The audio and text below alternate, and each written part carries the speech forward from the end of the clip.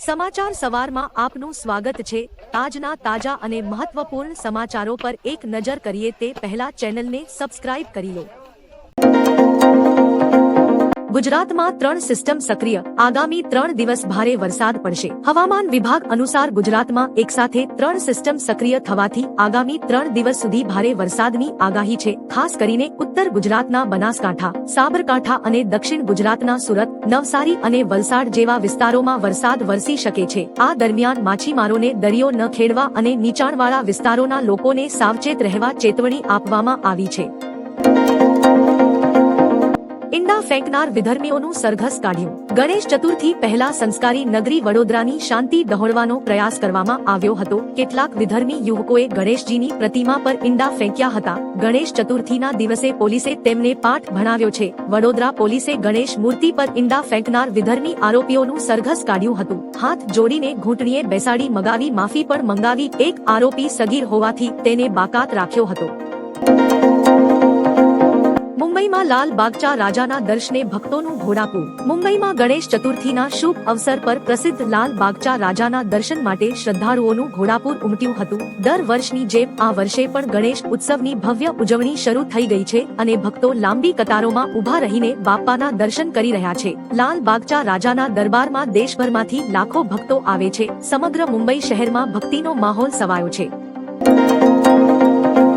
વૈષ્ણો દેવીમાં મૃત્યુઆંક વધીને 33 થયો। જમ્મુના કટરા ખાતે માતા વૈષ્ણો દેવી યાત્રા માર્ગ પર થયેલા ભૂસ્ખલનમાં મૃત્યુઆંક વધીને 33 પર પહોંચ્યો છે। મૃતકોમાં મોટા ભાગના શ્રદ્ધાળુઓ છે। ભારે વરસાદ અને પૂરને કારણે સર્જાયેલી આ દુર્ઘટના બાદ રાહત અને બચાવ કાર્ય હજુ પણ ચાલુ છે, તેથી મૃત્યુઆંક વધી શકે છે। અત્યાર સુધીમાં 3500 થી વધુ લોકોને બચાવીને સુરક્ષિત સ્થળે ખસેડવામાં આવ્યા છે। વડાપ્રધાન નરેન્દ્ર મોદીએ આ દુઃખદ ઘટના પર શોક વ્યક્ત કર્યો છે અને શોકગ્રસ્ત પરિવારો પ્રત્યે સંવેદના વ્યક્ત કરી છે।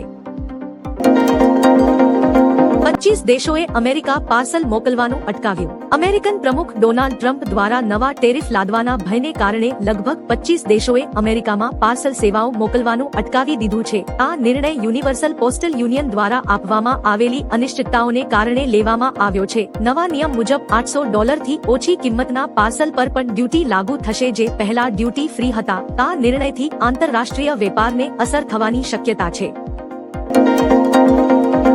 ભારત પર 50% ટેરિફ લાગુ થતા મોટા નુકસાનના એંધાણ। ભારતથી અમેરિકા નિકાસ થતી વસ્તુઓ પર 50% ટેરિફ લાગુ થયો છે। ગ્લોબલ ટ્રેડ રિસર્ચના રિપોર્ટ મુજબ આનાથી ભારતના લગભગ 5.4 લાખ કરોડના નિકાસને અસર થશે। આના કારણે કપડાં, જ્વેલરી અને સી ફૂડ જેવા ભારતીય ઉત્પાદનો અમેરિકામાં મોંઘા થઈ જશે, જેનાથી તેમની માંગમાં 70% સુધીનો ઘટાડો થઈ શકે છે। આનાથી ભારતીય કંપનીઓની બજાર હિસ્સેદારીમાં ઘટાડો થવાની સંભાવના છે। મેં મોદીને યુદ્ધ રોકવા ધમકી આપી હતી। ડોનાલ્ડ ટ્રમ્પે ફરી દાવો કર્યો કે તેમણે મે 2025માં ભારત પાકિસ્તાન વચ્ચેના તણાવને ઘટાડી પરમાણુ યુદ્ધ અટકાવ્યું હતું। વ્હાઇટ હાઉસની કેબિનેટ બેઠકમાં તેમણે જણાવ્યું કે તેમણે ભારત પર ભારે ટેરિફ લાદવાની ધમકી આપી હતી। આ પછી અમેરિકાએ ભારત પર 25% વધારાનો ટેરિફ લાદ્યો, જે અમલમાં આવ્યો છે। અગાઉ ટ્રમ્પે જુલાઈમાં ભારત પર 25% ટેરિફ લાદ્યો હતો। હવે ભારત પર કુલ ટેરિફ 50% થઈ ગયો છે।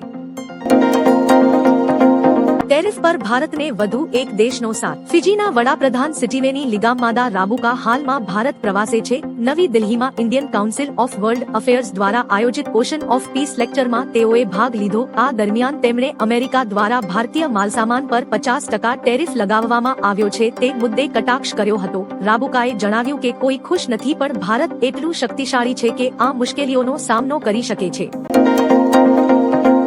વિભાગની આગાહી। રાજ્યમાં આજે વરસાદનો ઝુંબેશ થોડો ધીમો રહ્યો હોય તેમ છતાં હવામાન વિભાગે પેલી 20 સપ્ટેમ્બર 1925 સુધી માટે હળવેથી લઈ ભારે વરસાદની આગાહી કરી છે। બનાસકાંઠા, સાબરકાંઠા, અરવલ્લી, દાહોદ, તાપી, નવસારી અને વલસાડ જેવા અનેક જિલ્લાઓમાં આગામી દિવસોમાં ભારે વરસાદની શક્યતા છે, જ્યારે અન્ય વિસ્તારોમાં હળવેથી મધ્યમ વરસાદ રહેવાની શક્યતા દર્શાવાઈ છે। વહીવટીતંત્રે એલર્ટ રહેવા સૂચના આપી છે।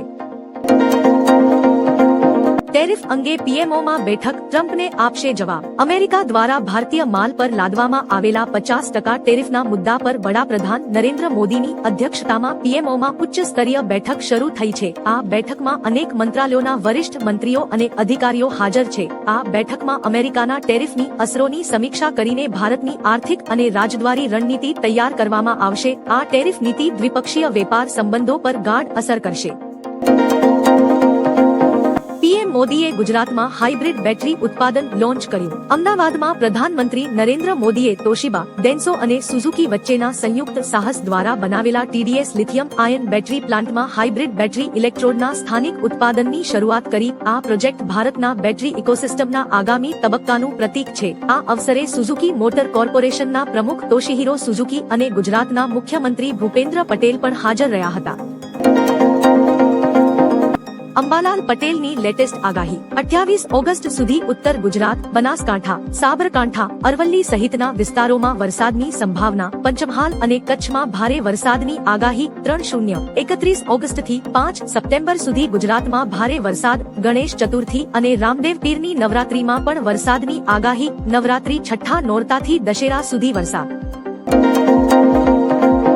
છોટા ઉદેપુરમાં ધોધમાર વરસાદ. છોટા ઉદેપુર જિલ્લાના કવાંટ વિસ્તારમાં ધોધમાર વરસાદ વરસતા ખેડૂતોમાં ખુશીની લહેર જોવા મળી છે. વરસાદના કારણે લાંબા સમયથી રાહ જોઈ રહેલા ખેડૂતોએ રાહતનો શ્વાસ લીધો છે. ઉનાળાથી ત્રસ્ત થયેલા વાતાવરણમાં પણ ઠંડક પ્રસરી છે અને તાપમાનમાં ઘટાડો થયો છે. આવા મોજણીય વરસાદથી ખેતી માટે અનુકૂળ પરિસ્થિતિ સર્જાઈ છે, જેના પગલે પાક ઉત્પાદનમાં વધારો થવાની આશા વ્યક્ત કરવામાં આવી છે.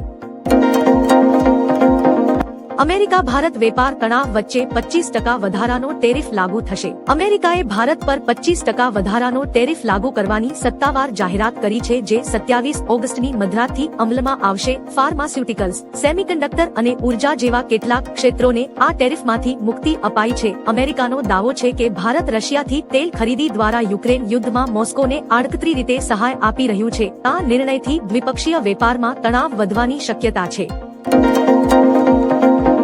સરદાર સરોવર ડેમ લકાવવાની તૈયારીમાં. ગુજરાતની જીવાદોરી સરદાર સરોવર નર્મદા ડેમમાં ઉપરવાસમાંથી 132 ક્યુસેક પાણીની આવક થતા જળસપાટી 134.51 મીટર સુધી પહોંચી છે. હાલ ડેમ 87% ભરાયો છે અને ભયજનક સપાટી 138.68 મીટરથી થોડા જ અંતરે છે. દર કલાકે સરેરાશ 4 સેમી વધારો થઈ રહ્યો છે.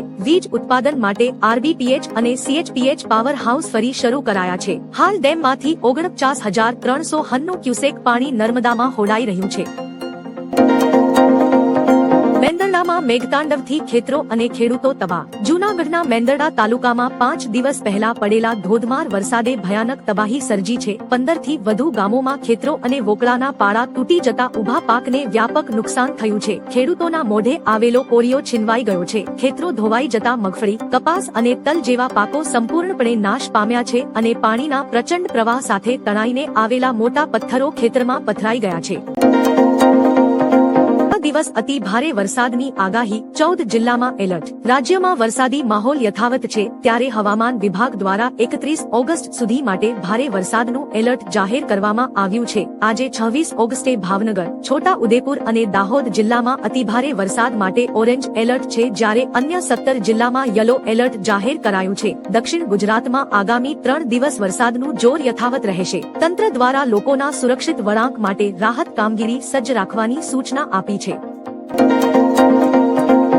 પીએમ મોદીના ભાષણની મુખ્ય વાતો. પાકિસ્તાનમાં ઘૂસી 22 મિનિટમાં સફાટ કરી નાખ્યું ઓપરેશન સિંદૂર. સેનાના શૌર્ય અને સુદર્શન ચક્રધારી મોહનના ભારતની ઈચ્છા શક્તિનું પ્રતીક બની ગયું. ભારતના નિર્ણયોમાં દેશ નહીં દુનિયા અનુભવ કરી રહી છે. પહેલગામનો બદલો કેવી રીતે લીધો દુનિયાએ જોયું છે. ગુજરાતની આ ધરતી બે મોહનની ધરતી છે. હું સ્વદેશી ખરીદીશ, એને આપણે જીવનમાં મંત્ર બનાવવાનો છે. દરેક તહેવાર આત્મનિર્ભર માટેના બનવા જોઈએ. આપણું અમદાવાદ શહેર દુનિયામાં ચમકી રહ્યું છે. આજે આપણું શહેર દુનિયામાં ચમકી રહ્યું છે. આજે ટુરિઝમ માટે ગુજરાત એક ડેસ્ટિનેશન બની ગયું છે. દવા, વેક્સિન ઉત્પાદનમાં ગુજરાત આગળ. EV વ્હીકલ ઉત્પાદનમાં ગુજરાત હબ બની રહ્યું છે. ગુજરાતના મેટ્રો કોચ વિદેશમાં એક્સપોર્ટ થાય છે. ગુજરાતમાં એરોપ્લેનના પાર્ટસ બની રહ્યા છે. નવા ઉદ્યોગ થકી ગુજરાત મજબૂત બન્યું. રેલવે પ્રોજેક્ટથી ખેડૂતો, શ્રદ્ધાળુ અને ઉદ્યોગોને મોટો ફાયદો થશે.